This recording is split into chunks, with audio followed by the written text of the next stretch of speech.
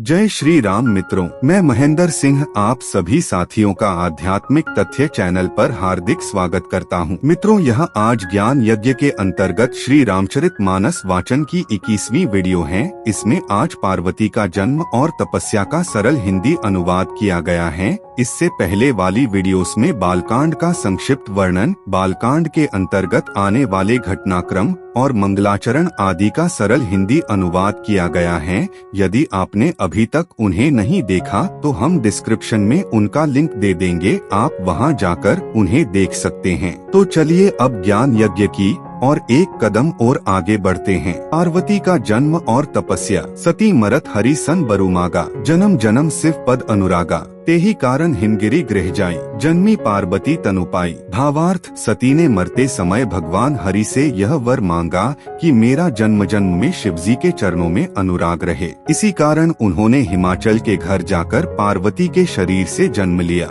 जब ते उमा सैल गृह जाई, सकल सिद्धि संपत्ति तेहे छाई, जेहे तेहे मुनिन्ह सुआश्रम कीन है, उचित बास हिम भूधर दीन है। भावार्थ, जब से उमाजी हिमाचल के घर जन्मी तब से वहाँ सारी सिद्धियाँ और संपत्तियाँ छा गयी। मुनियों ने जहाँ तहाँ सुंदर आश्रम बना लिए और हिमाचल ने उनको उचित स्थान दिए। दोहा, सदा सुमन फल सहित सब द्रुम नव नाना जाति, प्रगति सुंदर सैल पर मनी आकर बहुभांति। भावार्थ, उस सुंदर पर्वत पर बहुत प्रकार के सब नए नए वृक्ष सदा पुष्प फल युक्त हो गए और वहाँ बहुत तरह की मणियों की खाने प्रकट हो गयी। चौपाई, सरिता सब पुनीत जलु बही, खग मृग मधुप सुखी सब रही, सहज बैरु सब जीवन ह त्यागा, गिरि पर सकल करहिं अनुरागा। भावार्थ, सारी नदियों में पवित्र जल बहता है और पक्षी पशु भ्रमर सभी सुखी रहते हैं। सब जीवों ने अपना स्वाभाविक बैर छोड़ दिया और पर्वत पर सभी परस्पर प्रेम करते हैं। सो सैल गिरिजा गृह आए, जिमि जनु राम भक्ति के पाए, नित नूतन मंगल गृह तासु, ब्रह्मादिक गाँवहि जसु जासु। भावार्थ, पार्वती जी के घर आ जाने से पर्वत ऐसा शोभायमान हो रहा है जैसा राम भक्ति को पाकर भक्त शोभायमान होता है। उस पर्वतराज के घर नित्य नए नए मंगलोत्सव होते हैं जिसका ब्रह्मादि यश गाते हैं। नारद समाचार सब पाए, कौतुक ही गिरी गेह सिधाए, सैलराज बड़ आदर कीन्हा, पद पखारी बर आसनु दीन्हा। भावार्थ, जब नारद जी ने ये सब समाचार सुने तो वे कौतुक ही से हिमाचल के घर पधारे। पर्वतराज ने उनका बड़ा आदर किया और चरण धोकर उनको उत्तम आसन दिया। नारी सहित मुनि पद सिरुनावा, चरण सलिल सबो भवनु सिंचावा, निज सौभाग्य बहुत गिरी बरना, सुता बोली मेली मुनि चरना। भावार्थ, फिर अपनी स्त्री सहित मुनि के चरणों में सिर नवाया और उनके चरणोदक को सारे घर में छिड़काया। हिमाचल ने अपने सौभाग्य का बहुत बखान किया और पुत्री को बुलाकर मुनि के चरणों पर डाल दिया। दोहा,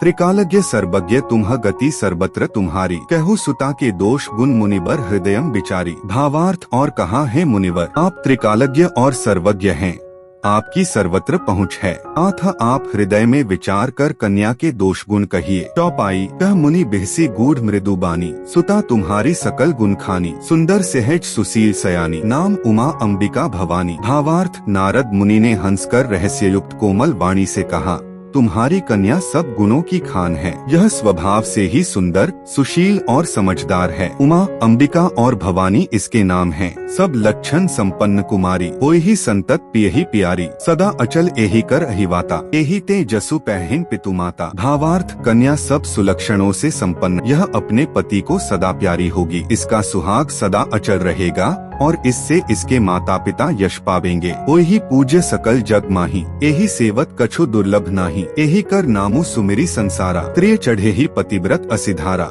भावार्थ, यह सारे जगत में पूज्य होगी और इसकी सेवा करने से कुछ भी दुर्लभ न होगा। संसार में स्त्रियां इसका नाम स्मरण करके पतिव्रता रूपी तलवार की धार पर चढ़ जाएंगी। सैल सुलक्षण सुता तुम्हारी, सुनहु जे अब अवगुण दुईचारी, अगुर अमान मातु पितु हीना, उदासीन सब संशय छीना। भावार्थ, हे पर्वतराज, तुम्हारी कन्या सुलक्षणी है, अब इसमें जो दो चार अवगुण हैं उन्हें भी सुन लो। गुणहीन, मानहीन, माता पिता विहीन, उदासीन, संशयहीन, लापरवाह। दोहा, जोगी जटिल अकाम मन नगन अमंगल बेश, अस स्वामी एहि केहे मिलिहि परिहस्त असिरेख। भावार्थ, योगी जटाधारी, निष्काम हृदय, नंगा और अमंगल वेश वाला, ऐसा पति इसको मिलेगा। इसके हाथ में ऐसी ही रेखा पड़ी है। चौपाई। सुनी मुनि गिरा सत्य जिय जानी, दुख दंपति ही उमा हर्षानी, नारदहु यह भेदु न जाना, दशा एक समुझब बिलगाना। भावार्थ, नारद मुनि की वाणी सुनकर और उसको हृदय में सत्य जानकर पति पत्नी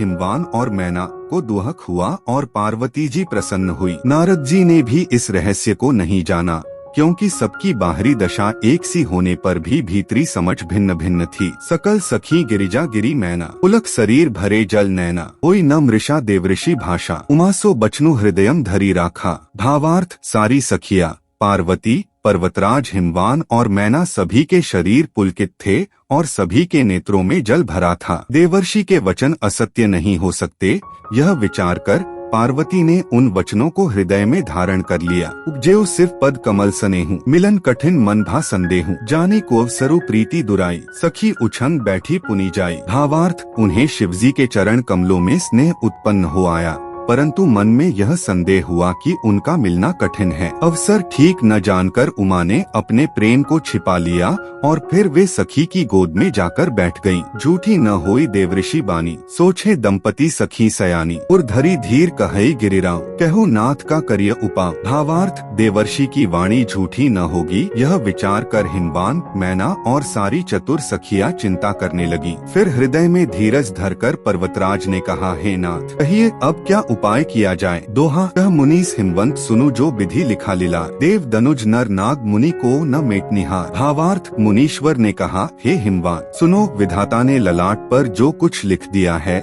उसको देवता, दानव, मनुष्य, नाग और मुनि कोई भी नहीं मिटा सकते। चौपाई। तत्पि एक मैं कहूँ उपाय, कोई करे जौ देव सहाय, जस बरु मैं बरनेउ तुम पाही, मिले ही उम्ही तस संशय नाही। भावार्थ, तो भी एक उपाय मैं बताता हूँ, यदि देव सहायता करें तो वह सिद्ध हो सकता है। उमा को वर तो निःसंदेह वैसा ही मिलेगा जैसा मैंने तुम्हारे सामने वर्णन किया है। जे बर के दोष बखाने, ते सब सिर्फ पहिंग में अनुमाने, जो विबाहु संकर सन होई, दोषौ गुण सम कह सबो कोई। भावार्थ, परंतु मैंने वर के जो दोष बतलाए हैं, मेरे अनुमान से वे सभी शिवजी में हैं। यदि शिवजी के साथ विवाह हो जाए तो दोषों को भी सब लोग गुणों के समान ही कहेंगे। जो अहि सेज सयन हरि करही, बुध कछु तिन्ह कर दोषु न धरही, भानु कृसानु सर्ब रस खाही, तिन्ह केहे मंद कहत को नाही। भावार्थ, जैसे विष्णु भगवान शेषनाग की शया पर सोते हैं तो भी पंडित लोग उनको कोई दोष नहीं लगाते। सूर्य और अग्निदेव अच्छे बुरे सभी रसों का भक्षण करते हैं,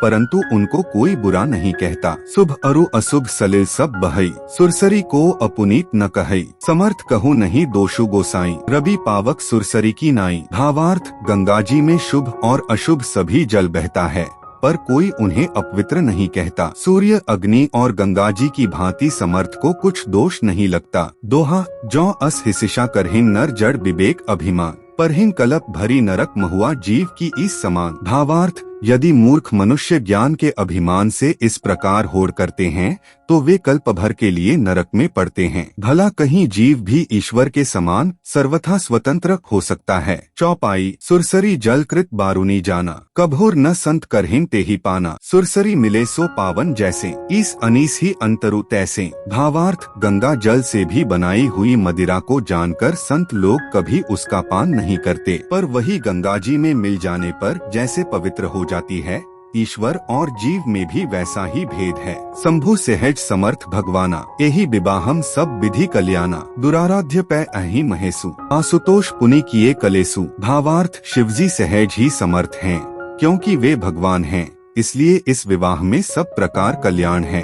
परंतु महादेव जी की आराधना बड़ी कठिन है, फिर भी क्लेश तप करने से वे बहुत जल्द संतुष्ट हो जाते हैं। जो तपु करे कुमारी तुम्हारी, भावियु मेटी सखेन त्रिपुरारी, यद्यपि बर अनेक जग माही, एही केहे शिव तजी दूसर नाही। भावार्थ, यदि तुम्हारी कन्या तप करे तो त्रिपुरारी महादेव जी होनहार को मिटा सकते हैं। यद्यपि संसार में वर अनेक हैं, पर इसके लिए शिवजी को छोड़कर दूसरा वर नहीं है। वरदायक प्रंतारती भंजन, कृपा सिंधु सेवक मनरंजन, इच्छित फल बिनु शिव अवराधें, लहिय न कोटि जोग जप साधें। भावार्थ, शिवजी वर देने वाले, शरणागतों के दुहकों का नाश करने वाले, कृपा के समुद्र और सेवकों के मन को प्रसन्न करने वाले हैं। शिवजी की आराधना किए बिना करोड़ों योग और जप करने पर भी वांछित फल नहीं मिलता। दोहा, अस कही नारद सुमिरी हरि गिरिजी दीन ही असीस, होय ही यह कल्याण अब संशय तजहु गिरीस। भावार्थ, ऐसा कहकर भगवान का स्मरण करके नारद जी ने पार्वती को आशीर्वाद दिया और कहा कि हे पर्वतराज, तुम संदेह का त्याग कर दो, अब यह कल्याण ही होगा। चौपाई, कही अस ब्रह्म भवन मुनि गयो, आगे चरित सुनहु जस भयो, पति ही एकांत पाए कह मैना, नाथ न मैं समुझे मुनि बैना। भावार्थ, यों कहकर नारद मुनि ब्रह्मलोक को चले गए। अब आगे जो चरित्र हुआ उसे सुनो। पति को एकांत में पाकर मैना ने कहा, हे नाथ, मैंने मुनि के वचनों का अर्थ नहीं समझा। जौ घरु बरु कुलु होई अनुपा, करिय विबाहु सुता अनुरूपा, न त कन्या बरु रहु कुआरी, कंत उमा मम प्राण प्यारी। भावार्थ, जो हमारी कन्या के अनुकूल घर, वर और कुल उत्तम हो तो विवाह कीजिए, नहीं तो लड़की चाहे कुमारी ही रहे। मैं अयोग्य वर के साथ उसका विवाह नहीं करना चाहती, क्योंकि हे स्वामिन, पार्वती मुझको प्राणों के समान प्यारी है। जो न मिली ही बरु गिरिजी जोगु, गिरी जड़ सहज कही ही सबु लोगु, सोई बिचारी पति करे हो विबाहु, जेहिं न बहोरी होई उर्दाहु। भावार्थ, यदि पार्वती के योग्य वर न मिला तो सब लोग कहेंगे कि पर्वत स्वभाव से ही जड़ मूर्ख होते हैं। स्वामी, इस बात को विचार कर ही विवाह कीजिएगा, जिसमें फिर पीछे हृदय में संताप न हो। अस कही परी चरण धरी सीसा, बोले सहित स्नेह गिरीसा, बरु पावक प्रगटय ससी माही, नारद बचनु अन्यथा नाही। भावार्थ, इस प्रकार कहकर मैना पति के चरणों पर मस्तक रखकर गिर पड़ी। तब हिमवान ने प्रेम से कहा, चाहे चंद्रमा में अग्नि प्रकट हो जाए, पर नारद जी के वचन झूठे नहीं हो सकते। दोहा, प्रिया सोचु परिहरहु सबु सुमिरहु श्री भगवान, पार्वती ही निर्मयो जेहिन सोई करी ही कल्याण। भावार्थ, हे प्रिय, सब सोच छोड़कर श्री भगवान का स्मरण करो, जिन्होंने पार्वती को रचा है वे ही कल्याण करेंगे। चौपाई, अब जौ तुम ही सुता पर नेहु, तो अस जाय सिखावनु देहु, करे सो तपु जेहिन मिलहि महेसु, अन उपाय न मिटि ही कलेसु। भावार्थ, अब यदि तुम्हें कन्या पर प्रेम है तो जाकर उसे यह शिक्षा दो कि वह ऐसा तप करे जिससे शिवजी मिल जाए, दूसरे उपाय से यह क्लेश नहीं मिटेगा। नारद बचन सगर्भ सहेतु, सुंदर सब गुण निधि वृषकेतु, अस बिचारी तुम्ह तजहु असंका, सभी भांति संकरु अकलंका। भावार्थ, नारद जी के वचन रहस्य से युक्त और सकारण हैं और शिवजी समस्त सुंदर गुणों के भंडार हैं। यह विचार कर तुम मिथ्या संदेह को छोड़ दो, शिवजी सभी तरह से निष्कलंक हैं। तुनि पति बचन हर्षी मन माही, गई तुरत उठी गिरिजा पाही, उन्हीं बिलो की नयन भरे बारी, सहित स्नेह गोद बैठारी। भावार्थ, पति के वचन सुन मन में प्रसन्न होकर मैना उठकर तुरंत पार्वती के पास गई। पार्वती को देखकर उनकी आंखों में आंसू भर आए, उसे स्नेह के साथ गोद में बैठा लिया। दोहा, बारही बार लेती उरलाई, गदगद कंठ न कछु कही जाई, जगत मातु सर्वज्ञ भवानी, मातु सुखद बोली मृदु बानी। भावार्थ, फिर बार बार उसे हृदय से लगाने लगी। प्रेम से मैना का गला भर आया, कुछ कहा नहीं जाता। जगत जननी भवानी जी तो सर्वज्ञ ठहरी, माता के मन की दशा को जानकर वे माता को सुख देने वाली कोमल वाणी से बोली। दोहा, सुनही मातु मैं दीख अस सपन सुनावऊ तो ही, सुंदर गौर सुबिप्रबर अस उपदेसेउ मोही। भावार्थ, माँ सुन, मैं तुझे सुनाती हूँ।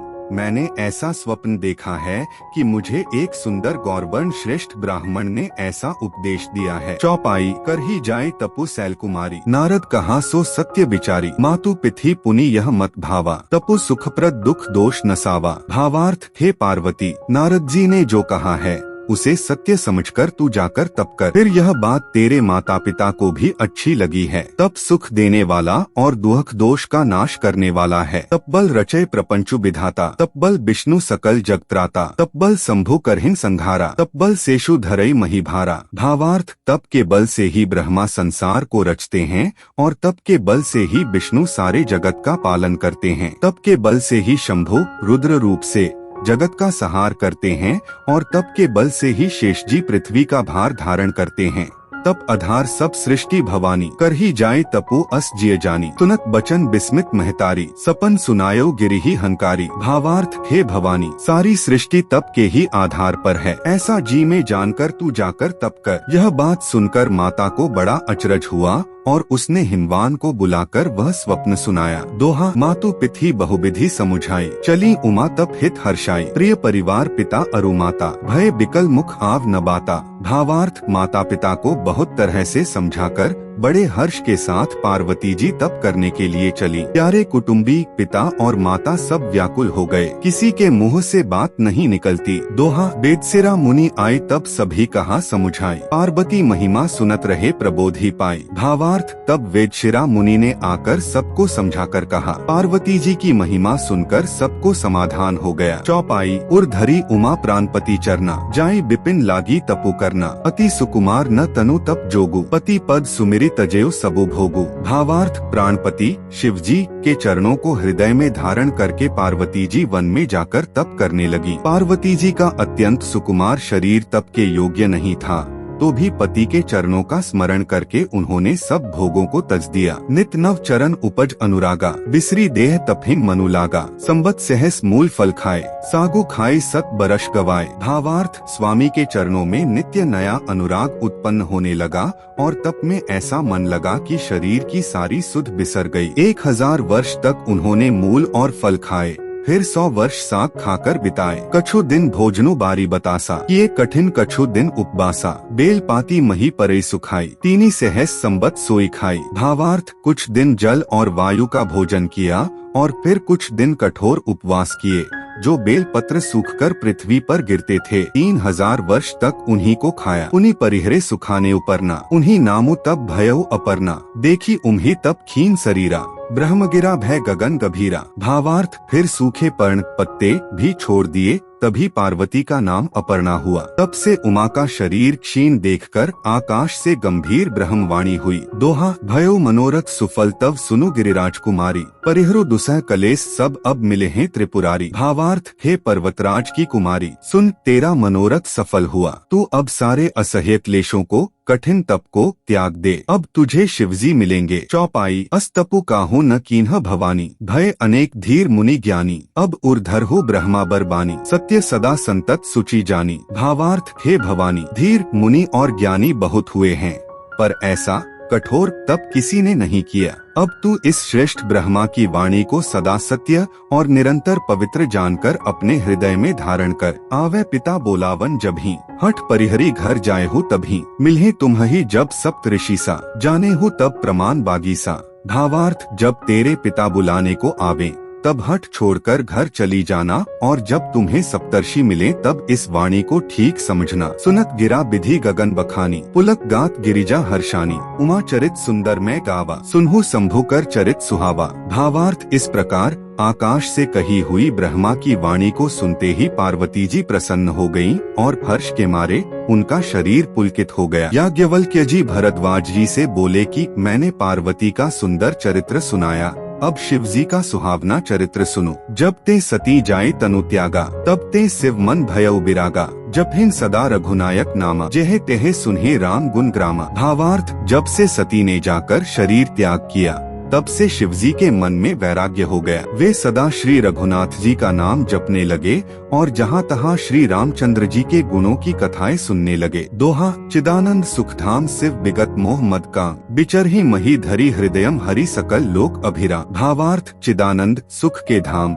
मोह मद और काम से रहित शिवजी संपूर्ण लोकों को आनंद देने वाले भगवान श्री हरि श्री रामचंद्र जी को हृदय में धारण कर भगवान के ध्यान में मस्त हुए पृथ्वी पर विचरने लगे। चौपाई, कठोर मुनिन्ह उपदेश ही ज्ञाना, कठोर राम गुण करहिन बखाना, जद्पि अकाम तत्पि भगवाना, भगत बिरह दुख दुखित सुजाना। भावार्थ, वे कहीं मुनियों को ज्ञान का उपदेश करते और कहीं श्री रामचंद्र जी के गुणों का वर्णन करते थे। यद्यपि सुजान शिवजी निष्काम हैं, तो भी वे भगवान अपने भक्त सती के वियोग के दुहक से दुहखी हैं। यही विधि गयो कालू बहु बीती, नित न होई राम पद प्रीति, नेमु प्रेमु संकर कर देखा, अबिचल हृदयम भक्ति कै रेखा। भावार्थ, इस प्रकार बहुत समय बीत गया। श्री रामचंद्र जी के चरणों में नित नई प्रीति हो रही है। शिव जी के कठोर नियम, अनन्य प्रेम और उनके हृदय में भक्ति की अटल टेक को जब श्री रामचंद्र जी ने देखा, प्रगटे रामु कृतज्ञ कृपाला, रूप सील निधि तेज बिसाला, बहु प्रकार संकर ही सराहा, तुम्ह बिनु अस ब्रतु को निर्बाहा। भावार्थ, तब कृतज्ञ,